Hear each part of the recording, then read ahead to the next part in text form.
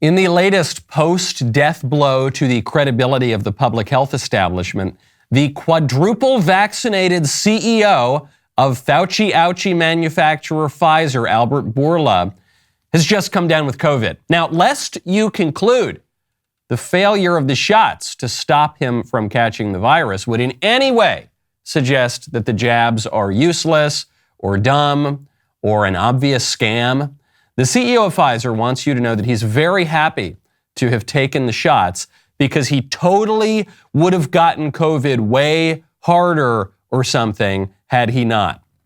Now, unlike most of the liberal automatons who recite their fealty to the jab every time they catch COVID, the CEO of Pfizer, ironically, seems to have been skeptical of the shots from the beginning.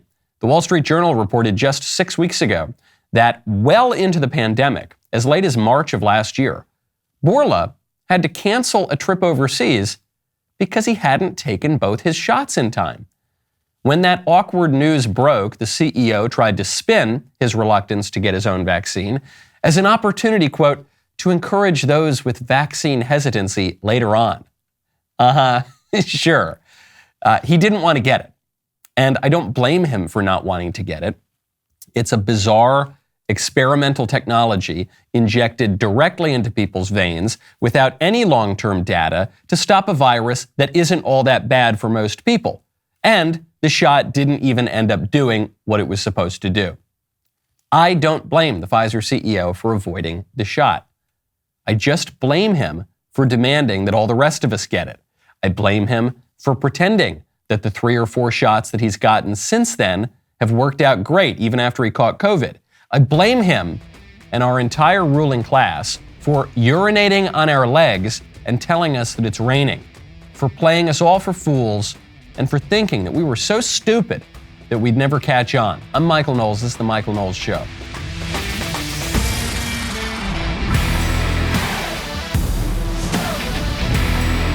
Welcome back to the show. My favorite comment yesterday was from Holly Green, who says, I was listening to Rush Limbaugh before he passed, and he said that no president has ever or ever will be arrested. That's a really great observation from Rush Limbaugh and a great hope from Rush Limbaugh.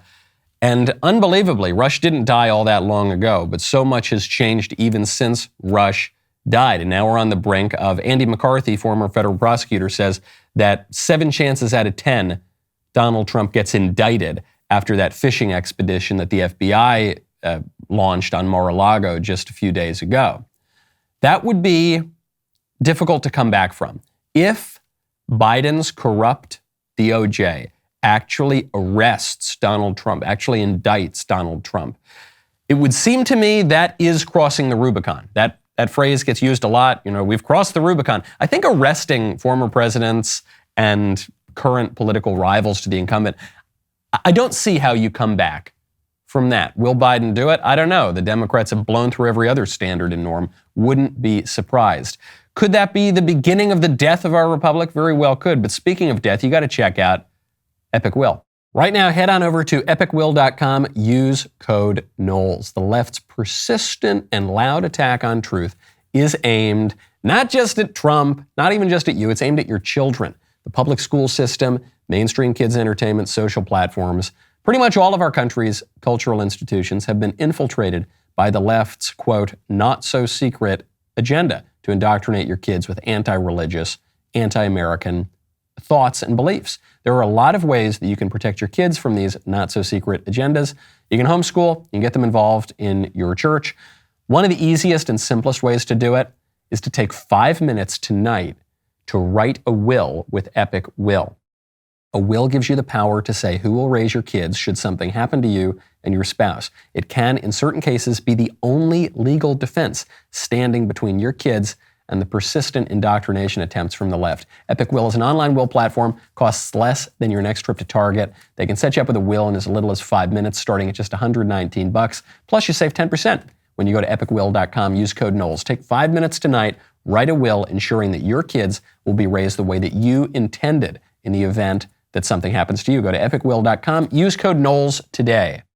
Speaking of getting shot, Los Angeles, not doing so great right now. One of the reasons LA is not doing so great, One of the top reasons why LA is not doing so great is because they have a DA named George Gascon. He is a George Soros-funded radical pro-criminal DA. George Gascon was put into his position to let criminals off the hook because the libs believe that, I'll give you the most charitable take. The most charitable take is the reason that the criminals commit crimes is because they get punished and because society has failed them. And so if society goes really easy on the criminals, then they'll stop committing crimes and we'll all live in a wonderful, happy utopia. That's the really charitable take on why the libs do this. The less charitable take, or maybe the more realistic take, let's call it, is that the libs realize that they benefit greatly from chaos and disorder in the streets. This is a concept known as anarcho-tyranny, the idea that the crazier things get, the less order you have in society, the easier it is for the libs to go in and take power. And so then the more power they take, the more they encourage this kind of disorder, and it's a cycle that really allows them to amass quite a lot of power. Whatever it is, that's the situation we've got right now in Los Angeles. And so there's an effort underway, or there was an effort underway, to recall George Gascon because he's driving that city even further into the dirt. You saw a similar effort with the Soros-installed prosecutor, Chesa Boudin, whose parents, both of his parents, were domestic terrorists. They were weather underground terrorists, and the apple didn't fall far from the tree. And this schmuck up in San Francisco caused even more chaos and mayhem and violence and let even more criminals off the hook. And the almost universally liberal voters in San Francisco chose to recall him. It was put up to a ballot measure. They recalled Boudin. He's out. There's a new sheriff in town. They were going to do the same thing in Los Angeles, and then something really weird happened. The effort to recall the DA, George Gascon, failed to qualify for the ballot. And the reason is they went out, they got signatures on their petition. They only needed 566,857 signatures. The recall effort got the 566,000. Actually, the recall effort got 715,000 signatures. Well, that's great. Well past the margin that they need to win. And yet, the libs managed to disqualify almost 200,000 signatures. So that brought the number down to 520,050 signatures that they said were valid, just under the threshold requirement. Now, people challenge signatures in all sorts of petition efforts. That is just a fact of politics. The Republicans do it, the Democrats do it. That's the way it goes. So you need a healthy margin beyond the official number that is required for any particular petition effort. To disqualify 200,000 when the threshold is only 567,000, that's pretty unusual. It's also pretty unusual that the libs would disqualify all of those signatures at a time that we are told, don't check signatures, don't check voter ID, don't check people's addresses, just mail out ballots to anybody, widespread, unsolicited. How dare you? If you in any way try to verify that the person voting is actually the person who's supposed to vote, you're a racist, that's anti-democratic, and yet the libs seem to have done that. They seem to have gotten pretty aggressive with that when it comes to the recall effort for George Gascon. And what are the odds? What are the odds that the libs would be able to disqualify that many signatures to bring you just right below the threshold and keep George Gascon in power? This right after the San Francisco DA unexpectedly was recalled. It's just, wow. Really boggles the imagination, doesn't it? Almost as though there are some shenanigans going on with our votes. Almost as though the libs sometimes rig things, or at the very least, they encourage election procedures that make the elections vulnerable to fraud. This is not just me saying this. This is not just the tinfoil hat, crazy, wild, right-wing conspiracy theorists, the insurrectionists, the threat to our democracy. The liberals admit this too. My absolute favorite story of the last several weeks. Starbucks. About as liberal a corporation as it gets. Starbucks just asked the National Labor Relations Board to suspend mail-in ballots for their union elections because Starbucks says the mail-in ballots allow for fraud. is that, gosh, is Trump running Starbucks now? Did he, after he left the White House, did he become the CEO of Starbucks? Is some crazy radical right-winger running Starbucks? No, it's a very left-wing corporation. They're just willing to admit when Trump is not at issue, when a potential Republican president is not at issue, they're willing to admit that mail-in ballots are obviously open for fraud. Barack Obama said that 10 years ago, for goodness sakes. So Starbucks accuses the NLRB of secretly coordinating with the union organizers in the Kansas City area. This is a dispute over unionizing a store in Overland Park, Kansas. And during the union vote, they allowed mail-in ballots. And then what happened? I actually don't know whether Starbucks' accusation is legit or not. It sort of doesn't matter. Starbucks, a very liberal corporation, is making the claim that the mail-in ballots leave elections open to fraud, which obviously they do. Now, if we're willing to enforce election integrity when it comes to the unionization efforts for one store, for one coffee shop, in coordination with the NLRB, don't you think it might be wise to implement at the very least those same basic security measures when it comes to electing the President of the United States? Oh, but if you say that, you're a conspiracy theorist, you're undermining our democracy. You're a Trumpist stooge who's a clear and present danger. You're a domestic terrorist. If you're a Starbucks executive, that's totally fine. You're normal. If you're Barack Obama when he says the same thing, that's wonderful. You're trying to defend our democracy. You're trying to defend one man, one vote. And yet when you say the exact same thing as a conservative, you're a threat to democracy. I've mentioned this phrase a couple times in the last month or two. This is what Mike Anton, who's the author of the Flight 93 essay, great conservative intellectual, he calls this the celebration parallax, a parallax being the different vantage of a single point from different points of view, the different position of a point from different points of view. When it's the liberals talking about mail-in ballots for their own benefit, then we've got to get rid of all the mail-in ballots because they're terrible, they're open for fraud. When Republicans say exactly the same thing about mail-in ballots, no, that's horrible, that's a terrible threat to democracy. And speaking of labor relations, we are seeing a real radicalization of labor relations, especially in Minneapolis, where a teacher union just decided to fire a bunch of white people on the basis of their race. Things are getting crazy out there when you want to protect your assets, especially if you're in fear of getting fired. You should definitely check out Birch Gold. Right now, text Knowles to 989898. The consumer price index has reached yet another 40-year high, and the latest GDP numbers confirm that the U.S. is in a recession, despite our current administration's desperate attempt to redefine what a recession is. Now is not the time to have all your money in the stock market or tied to the U.S. dollar. Take action to protect your savings from a highly turbulent economy now by diversifying at least some of your portfolio into gold and silver from Birch Gold Group. Text Knowles, K-N-W-L-E-S, to 989898. Birch Gold will send you a free information kit on how to transition an IRA or eligible 401k into an IRA in precious metals. Birch Gold will even help you hold gold in a tax-sheltered account. For decades, investors have relied on gold and silver as a hedge against inflation. Now you can too. With an A+ rating with the Better Business Bureau, countless 5-star reviews, and thousands of satisfied customers, secure your future with gold from Birch Gold now. Text Knowles to 989898. Get real help from Birch Gold today. That is Knowles. Text it to 989898. Claim your free, no obligation info kit on how to protect your hard-earned savings with gold. The Minneapolis Teachers Union has just renegotiated its contract. As part of the negotiation, the union has stipulated that white teachers will be laid off or reassigned before any educators of color in the Minneapolis public school system, if MPS needs to reduce staff. This is after the Minneapolis Federation of Teachers and the Minneapolis Public Schools struck a deal to end a strike. This was a few months ago.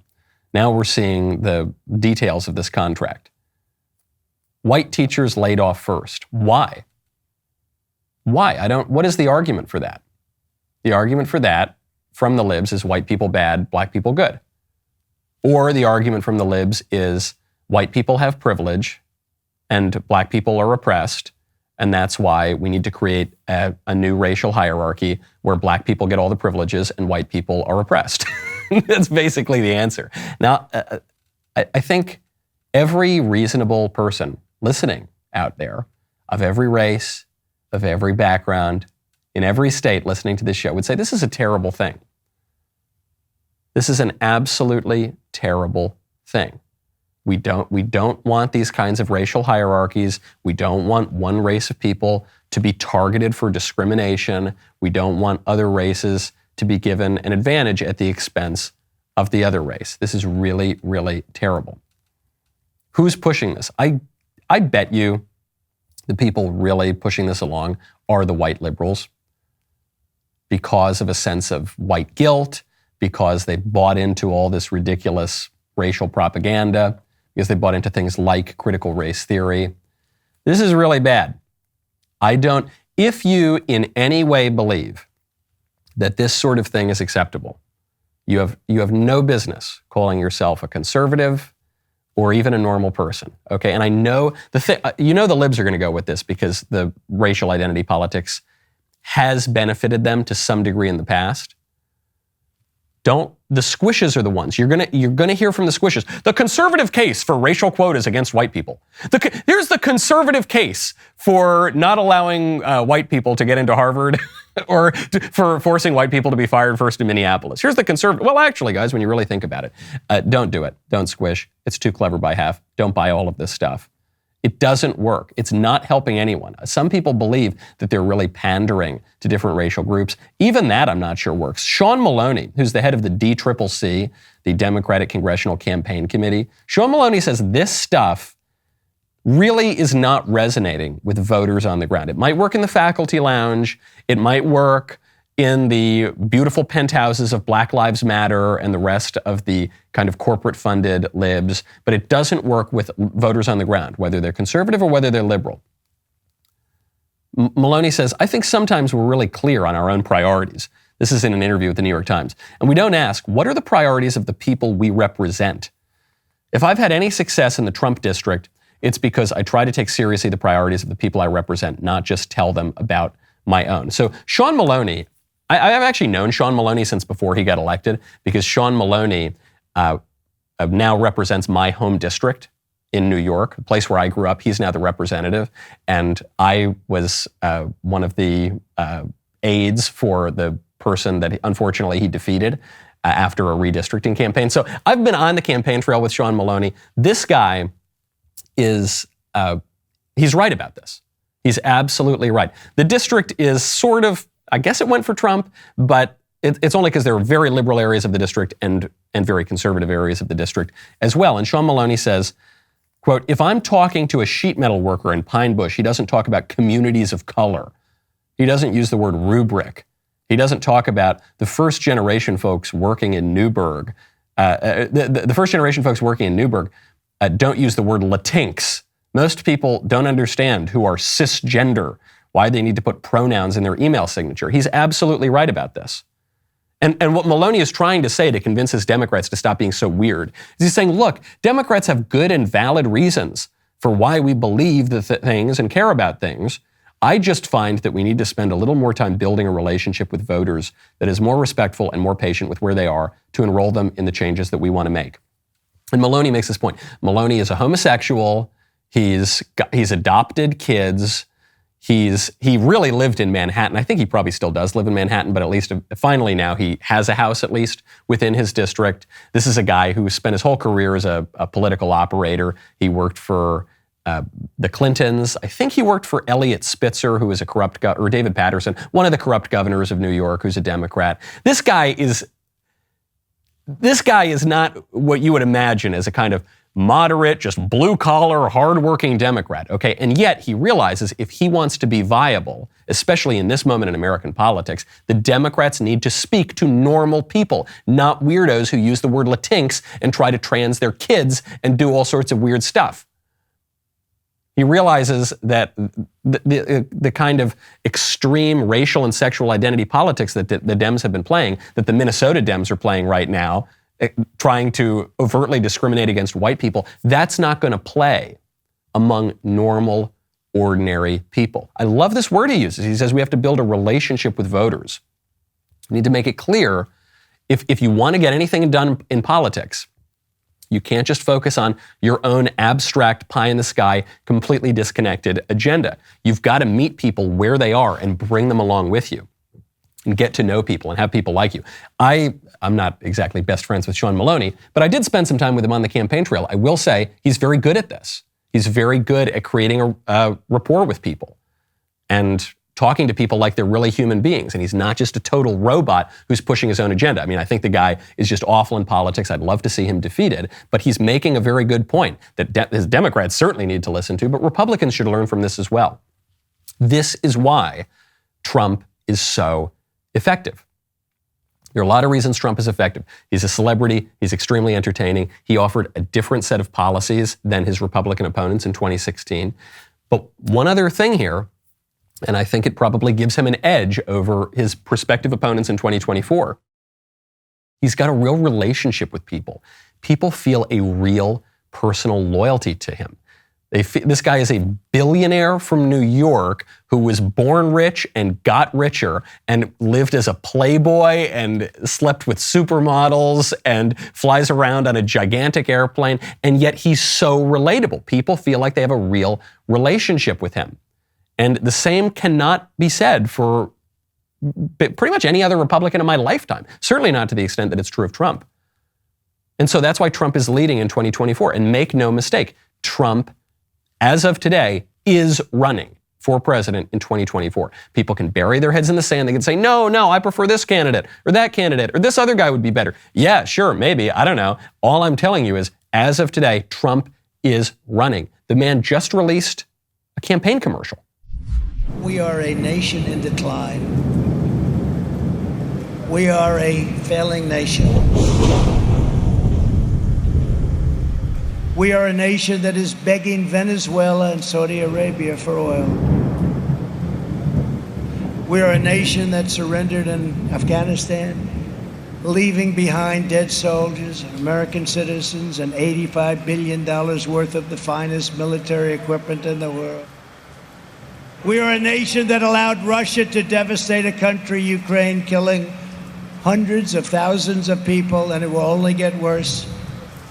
We're a nation that has weaponized its law enforcement against the opposing political party like never before. We've never seen anything like this. We're a nation that no longer has a free and fair press. Fake news is about all you get. We're a nation where free speech is no longer allowed, where crime is rampant like never before, where the economy has been collapsing, where more people died of COVID in 2021 than in 2020. We are a nation that in many ways has become a joke. But soon we will have greatness again. It was hardworking patriots like you who built this country, and it is hardworking patriots like you who are going to save our country. This ad goes on for, I think, 3.5 or 4 minutes, and it's all amazing. I don't have time to play the whole ad here, but I think you get the flavor of it. That guy is running for president. And I don't care if you are the most hardcore Ron DeSantis, Ted Cruz, Nikki Haley, Tim Scott, whoever is going to run for president, you might be the most hardcore supporter of those people. You cannot deny that is a powerful campaign ad. And so I'm not saying this to say Trump should run for president or he's the best nominee or anything like. I'm just telling you, it is a fact that as of today, he at least believes that he is running. It's going to be very hard to stop him. Even if the libs arrest him, even if they throw him in jail, the man still could run for president. And so when we're thinking about other candidates or how to run the campaign or what 24 is going to look like, you've got to look at it from that perspective. Right now, far and away in all the polls, Trump is the leading candidate. Now, I'm very excited. This coming Friday, we've got my favorite time of the week. That is going to be the voice mailbag brought to you by Pure Talk. A lot of people have written in. They've asked, hey, how do I submit questions for the voice mailbag? The way to do it is you just go to my show, regular place. You go find my show on the Daily Wire website, and you'll see it says you can submit something to the mailbag that's going to open up an email. Just attach whatever audio file you want with your voice mailbag. You can record it on your phone or on your computer or wherever. Try to keep it to less than a minute, Sometimes people send me these manifestos that are 12 minutes long. I don't have time to play that on the show. But keep it to less than a minute. Mail it in. We will hear your wonderful comments and questions in the voice mailbag. Not to drive this point home too hard, but I think it's really important for the Republicans now who are arguing over 2024. You have to grapple with the fact that Trump is the presumptive nominee. Doesn't matter if they raid his home, doesn't matter if they indict him, doesn't matter if he's sitting in jail. You can run for president while you're in jail. It's already happened, and the guy who did it got a lot of the vote. Eugene Debs, who was an actual socialist, the most prominent socialist in American history, that guy ran for president from jail in 1920, and he got 6.8 or nearly 7% of the vote, I think. So, and you don't think Trump would do that? You don't think Trump would run wearing an orange jumpsuit from the prison yard? You know he would. You absolutely know he would.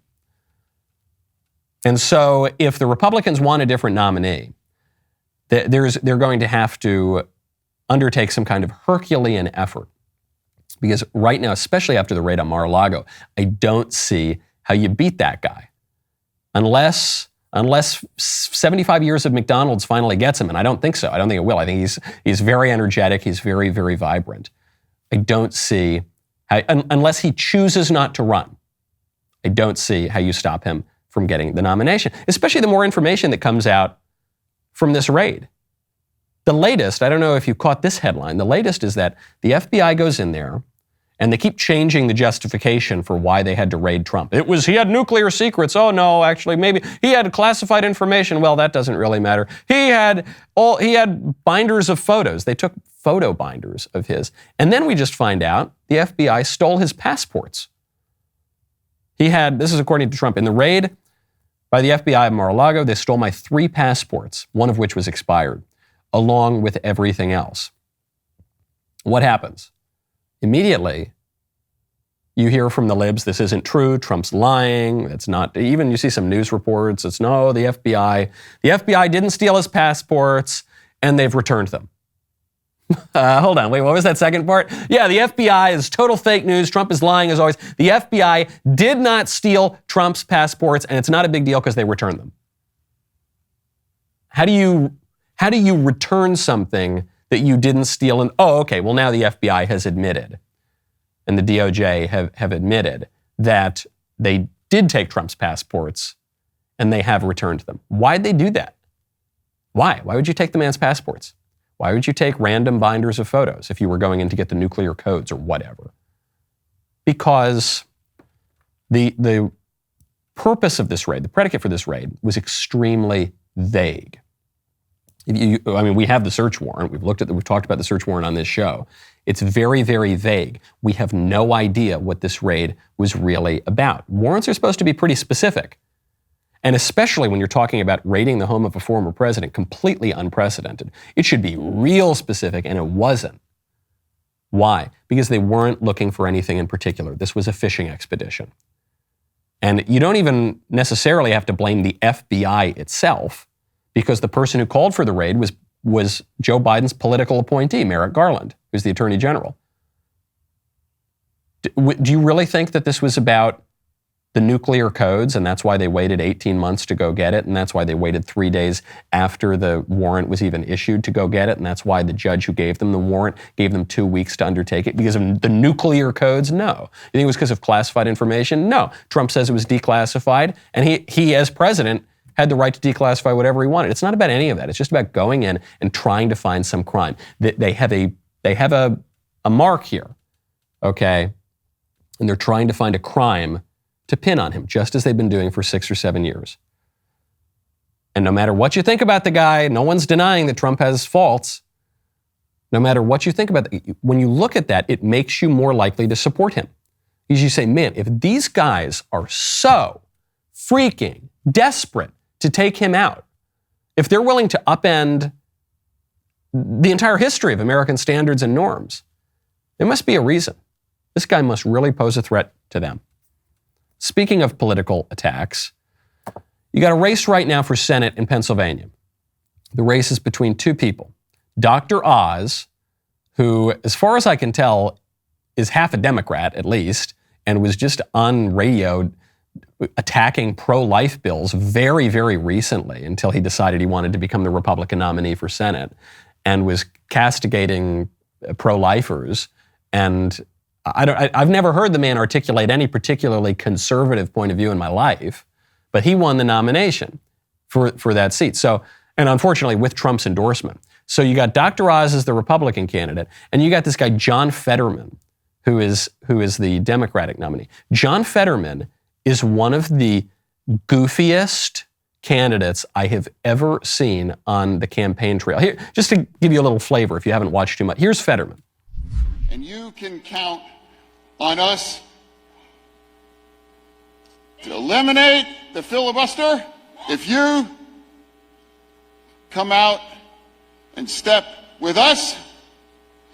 We will be able to stand with you in D.C. I gave away the lieutenant governor in Pennsylvania, the only lieutenant governor in the history to do that. And let's get some stuff done for America. Who would ever think that I would be the normal one in the race here, you know, with that. John Fetterman makes Joe Biden look lucid. John Fetterman makes Joe Biden look like a Rhodes Scholar. This guy, not a whole lot going on between the ears. John Fetterman, I'm not sure that he's ever earned $1 in his life through actual work. It just came out that this guy who positions himself as a working class hero, he's the working man's candidate. He wears hoodies. He's got his little goatee thing. He's a cool, tough working guy from Pennsylvania. Turns out this guy's basically never worked an honest day in his life. He was getting an allowance from his parents to subsidize his political career. The money that he was bringing in, it was, when we talk allowance, when I was a kid, I got $1 a week allowance sometimes, and I didn't even get it all the time. John Fetterman was getting over 50 grand a year from his parents, okay? This guy is such a cartoonishly bad candidate. His policy issues, his policy positions are absolutely terrible when they're coherent at all. His health is not all that great, so he's been off the campaign trail for a long period of time. When he comes back on, frankly, he was doing better when he was off the campaign trail. This should be a slam dunk win. And here is how Dr. Oz is attacking John Fetterman. Here is the campaign ad that Dr. Oz just posted from his own personal account. Now that John Fetterman claims to be recovering, let's pull back his hoodie and examine what's in his head. Looks like he has some screws loose. What's this? Fetterman wants to release 1/3 of all prisoners. That's crazy! Spend more tax dollars, everything will cost more. That's nuts. Slow energy production, gas prices will skyrocket. That's ridiculous. Socialized medicine? Where do you get these crazy ideas? Now it makes sense. Better close it up. John Fetterman is crazier than you think. That is, and I don't think I'm exaggerating here, the worst political ad I have ever seen. And I've seen a lot of political ads. You remember I Am Not a Witch, Christine O'Donnell? You remember the Demon Sheep ad? You remember, there have been so many terrible advertisements. I don't know that any of them have ever been worse than that one, because that ad makes me more inclined to support John Fetterman. That attack ad makes John Fetterman look better than he actually is. Just makes him seem kind of silly. You know, it just makes him seem kind of, oh, he's got those big googly eyes. That's kind of fun. No, the guy's very, very dangerous. His policies would be absolutely terrible for Pennsylvania, absolutely terrible for the United States. He should not be trusted with power. He's not who he says he is. He's a liar. He's deceitful. No, he's just a wacky waka waka. And then what? Then half of the ad, it's just silly little marionettes and puppets of AOC and Bernie Sanders. Who cares? What are you talking about? So it should be about Fetterman and how terrible he is. John Fetterman is a much worse candidate than AOC or Bernie Sanders. Bernie Sanders has been in American politics for half a century. Bernie Sanders is a fairly popular candidate, actually. Even AOC, she's a pretty shrewd politician. Why on earth would you take the attention off of him? I'm not, is Dr. Oz getting a payoff from the Democrats here? I don't know. I don't know what to make of it. It's really, really unfortunate, though. John Fetterman, this just came out from Washington Free Beacon, he voted to free a convicted murderer who killed an 18-year-old for heroin money. He's very frequently the sole Pennsylvania Board of Pardons member to vote for freeing murderers. Put that in a campaign ad. Don't put AOC as a jack-in-the-box. What is wrong with these people? Not a good way to win a race. Maybe Dr. Oz is just there to lose the race. I don't know. I don't know what he's doing. Unfortunate. Speaking of competition, this one's good. This story is going to get me in trouble, but I don't care. I've got to speak the truth, even if it's unpopular. There was a clip that was going around last week from the Little League World Series. I remember when I was a kid, when I would play in Little League, I would watch the Little League World Series. It's very nice, and actually the kids are pretty impressive athletes given their age. And there was a clip that went viral, though, not because anyone cares about Little League or baseball, but because a pitcher beamed the batter in the head, and then the pitcher took it very personally, and the batter did something unexpected. You see, beams the kid in the head, helmet goes flying, poor kid goes down. Luckily, the ball almost kind of hit him where the helmet wasn't even covering. Kid's okay, so then the kid goes to first. Kid takes his helmet off and then throws his helmet down and he starts walking to the pitcher's mound. And you think, uh-oh, are the dugouts going to empty? Is the kid going to wallop this guy? And then this is really cool the kid gives the pitcher a hug because the pitcher was very upset. And I don't know. I assume the pitcher didn't try to beam the kid in the head, but maybe it was so the kid goes and hugs the pitcher. And this is supposed to be a really sweet moment. And you can hear the commentators are saying this is really, really sweet. I'm sure these are really good kids. It's really good. In a way, this is very heartwarming. Nevertheless, that was not the right thing to do. You're not supposed to hug your opponents during active play in baseball or any other sport. You're not there. It's like a league of their own. There is no crying in baseball. That's true even down to Little League. That's true. The reason that we have a Little League, the reason that we have junior sports leagues is to teach kids the lessons of sports. I'm not exactly a varsity football player myself, okay, though I actually did play in Little League for a very long time. Wasn't the greatest batter. I was kind of like Don Baylor. I would just lean into the pitches and then it would hit me and I'd get on base. But the reason that you have kids participate in this is it teaches you things about competition, about leadership, about sportsmanship, about grit, about toughness. You're not supposed to hug people during active play, certainly not your opponents. Reminds me of Ecclesiastes. There is a time to every purpose under heaven. There's a time for war, there's a time for peace. There's a time to embrace, and there's a time to refrain from embracing. And in active competition, you are supposed to refrain from embracing. I hope those kids go out and get a soda pop after the game. I hope they go all get some ice cream and talk about what a great game it was, and they're very sportsmanlike. But during the competition, that's not what you're supposed to do. And there are a lot of lessons here for politics. Okay, sometimes I feel forget about the Little League for a second. Sometimes conservatives start hugging during active play. They start hugging our opponents during active play. We grant the liberals so much. We give away the game. We even sometimes attempt to lose with dignity. We're so sometimes ashamed of our own side. We say, no, guys, come on. We pull a Liz Cheney. We say, I'm with you. I'm really with you. I'm one of the good ones. I'm a conservative, but not that kind of conservative.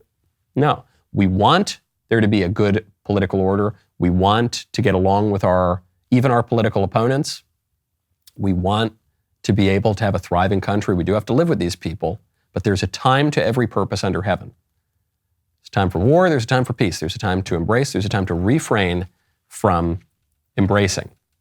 Speaking of embracing, there is a new conservative dating app out there. This headline just came out. Kayleigh McEnany's sister, President Trump's press secretary, Kayleigh McEnany, has just launched a right-wing dating app. And people have written in here. They write into the Daily Wire all the time. They say, hey, why won't you guys start a dating app? You got a razor company. You've got kids' books. Why wouldn't you start a right-wing dating app because all of us are having trouble out there in the dating world and we don't want to date a bunch of weirdo libs. So Kayleigh McEnany's sister has come out and done this. But it raises the question, obviously I have not tried the dating app. I don't intend to try that or any other dating apps. But it raises a question. Can there even be such a thing as a conservative dating app? You know, while the radical gender ideologues decry the harms of sex-exclusive bathrooms, single-sex bathrooms, comedy specials, and dead-named celebrities, kids are the ones suffering. Just recently, the FDA issued a warning that prescribed puberty blockers, the ones transgender activists claim are harmless and reversible, can actually cause vision loss and brain swelling. Gee, who would have thunk it? The experimentation on children has got to end. To fight back, we must expose and defend the truth, such as was done in Matt Walsh's wonderful documentary, What is a Woman? With over 5,000 audience ratings on Rotten Tomatoes, What is a Woman is pushing back against the left's dangerous narratives. Help us keep the momentum going by watching and sharing the movie, What is a Woman? Go to whatisawoman.com, whatisawoman.com. Conservatives are about to get our own dating app. Here is the young Miss McEnany to explain. Hey guys, I'm Ryan. I've got to tell you about something I am so excited to announce. A dating app for all of us conservatives. It's called The Right Stuff, and it's launching this September. What I love most about it is that it's invite only, so not just anyone can join. First of all, it's free to use. And for my ladies, you'll never have to pay because we all get premium subscriptions for simply inviting a couple friends. Gentlemen, if you want access to premium, that's on you. And by the way, those are the only two options. Ladies and gentlemen, The Right Stuff is all about getting into the right dating pool with people who share the same values and beliefs as you. So if you're a young conservative looking to amp up your dating life, go to joinrightstuff.com to gain early access. We need to get back to the right way of dating. See you there.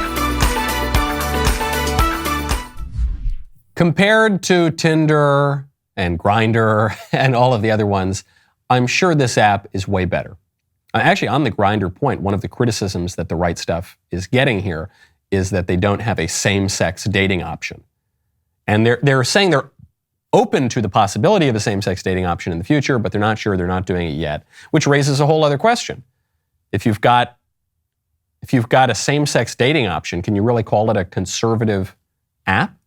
Is it, we're the conservative gay dating app? Maybe. It's an open question. I don't know. I mean, that's what's being debated right now. What does it mean to have a conservative dating app? Is that even possible? And I come down on the side of, I don't know that it is possible. Ms. McEnany, here, Ryan McEnany says, we need to get back to the right way of dating. What is the right way of dating? That we keep swiping on people like they're little commodities just to be consumed, and like they're, swiping on little digital phantom images on a screen instead of talking to real people in real life, but we do it on the right-wing app, not the left-wing app? Is that's the right way of dating? No, I think the right way of dating is not just which app are you going to swipe on. The right way of dating is, how do you view people? Where do you meet people? Who are the kinds of people that you marry? In the old days, you would marry very often your high school sweetheart, or you'd marry people from your town or from your church. Now that almost never happens. Now, in the old days, you'd marry people that you'd known since you were a teenager. Now you marry people maybe that you didn't meet until your 30s. I'm not judging any of that. I'm not saying that's a terrible thing to do. We live in the world that we live in. That's how dating works now. I know plenty of marriages that have come out of even the lib dating apps, and they are great marriages. So I'm not mocking that. I'm not deriding it. I'm not even saying don't do it. I'm not saying don't use Ryan McEnany's app. Ryan McEnany's app is probably a great alternative to the liberal dating apps that exist today. But her point is even more important. She's saying we need to get back to the right way of dating. And ultimately, the right way of dating is not going to be swiping on people like they're commodities. That's ultimately not. That might be an improvement over Tinder or Grindr or whatever, but that's not ultimate. We got to follow it to its logical conclusion. The conservative perspective cannot be, let's do what the liberals want to do, but just slightly a little bit better or more efficient or like a little bit less crazy. The conservative way of life cannot just be, let's do what the liberals did 6 months ago. Not even 5 years ago. We're talking about dating apps. We're saying 6 months ago. No, the conservative point of view has to be different. It's got to be a choice, not just an echo of the libs. Speaking of intimacy, this story, I was almost hoping I wouldn't. I was almost hoping I'd run out of time before getting to this story. I have to get to it. But it's so gross. I'll just say it. There's a medical report out now. Headline, evidence of human to dog transmission of monkeypox. Now, you don't need to be a scientist or an epidemiologist to know how monkeypox spreads. Well, I guess if you're watching the mainstream news, even the allegedly right-wing cable news channels, you might not know how monkeypox spreads. Monkeypox pretty much only spreads at gay orgies and from people who go to gay orgies. About 98% of the spread is from that. And now a human has given monkeypox to a dog. So we don't do a weather report on this show, and I know there's been a heat wave. I would look out in the sky for fire and brimstone. I would just recommend on your drive home, just like you might look out in the winter for hail. I would say it's much more urgent right now to look out for fire and brimstone, because this stuff makes Sodom and Gomorrah look like child's play. You know how the dogs got it, okay? I know, and you're going to hear all of these apologists for lib decadence say, no, maybe they probably just got it, from a soda can or something. No, they didn't. Okay, we know how the dogs got the monkeypox. The question we have to ask is, why is this wrong? Guys stuffed their animals, okay? That's what happened. All right, you don't need to be a weatherman to know which way the wind blows. We know how these dogs got monkeypox. My question is, why is it wrong? We all know it's wrong. We all know it's gross. Why is it wrong? The conservatives can answer, it's wrong because it's intrinsically wrong, because that's not what human sexuality is for. That's not what the body is for, because there's an objective moral order, and that ain't part of it. But if you're a lib and you don't believe in any of that stuff, and you don't believe in right or wrong, and you just think, hey man, you do you, just don't bother me, just leave me alone, man. Why is that wrong? And you might say, what the libs are going to say is, well, the animals can't consent. Yeah, we eat them. We kill and eat animals all the time. So we don't get their consent for that. I don't think they would consent to us killing and eating them. So, okay, we don't care about their consent. So why is that wrong? The liberals cannot answer, unless you're the most extreme sort of vegan of all. But it raises other questions, even about the way that we care for animals, the way that we control animals. So we don't care about animals' consent. Sure, animals can't give consent, period. So why is that wrong?